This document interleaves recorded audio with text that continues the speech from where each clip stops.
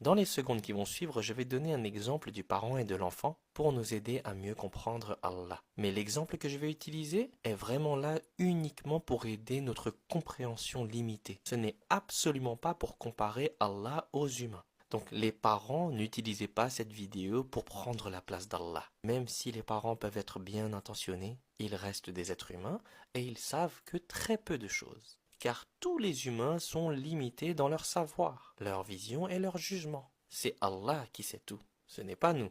Les parents font de leur mieux pour éduquer les enfants, ils apprennent avec le temps, ils se trompent parfois, ils ne connaissent pas le futur, contrairement à Allah qui ne fait jamais d'erreur, qui est parfaitement juste, qui est le sage, qui sait tout, qui est le seul, qui est le véritable connaisseur de toutes choses. Enfin voilà, Allah n'est pas comparable à la création. Il est unique, sans égal. Maintenant que ce rappel a été fait, on peut passer à la suite. Lorsque des bons parents, des parents bienveillants éduquent leur enfant, ils ne vont pas donner tout ce que l'enfant réclame, tout ce que l'enfant désire, tout ce que l'enfant veut. Les parents bienveillants vont faire des choix intelligents, des choix sages. Si l'enfant obtenait tout immédiatement, il se pourrait qu'il devienne ingrat, capricieux et même hautain et irrespectueux envers ceux qui l'ont tout donné. Et dans ce cas-là, donner tout ce que l'enfant désire immédiatement, ça peut devenir dangereux pour l'enfant, pour sa propre personnalité, comment il va grandir, comment il va être. Et donc la restriction et la patience dans ce moment-là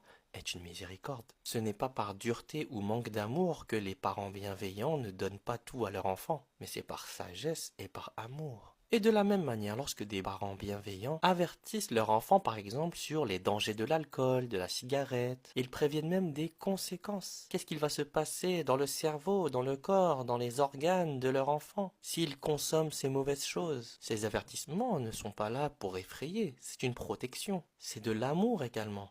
Et lorsque l'enfant se rebelle, parle mal, dépasse les limites, et que les bons parents font preuve de patience et ne punissent pas immédiatement, c'est également une forme de miséricorde et de sagesse. Ces exemples-là nous permettent de mieux comprendre pourquoi Allah n'exauce pas tout le temps nos doigts immédiatement. Et bien sûr, Allah est le sage, il est plus sage que toute la création, car il est le créateur. Nous, en tant qu'êtres humains, qu'on soit des parents ou non, on ne connaît pas le futur. On ne sait pas tout, on ne sait quasiment rien. On essaie juste de faire de notre mieux pour être des bonnes personnes.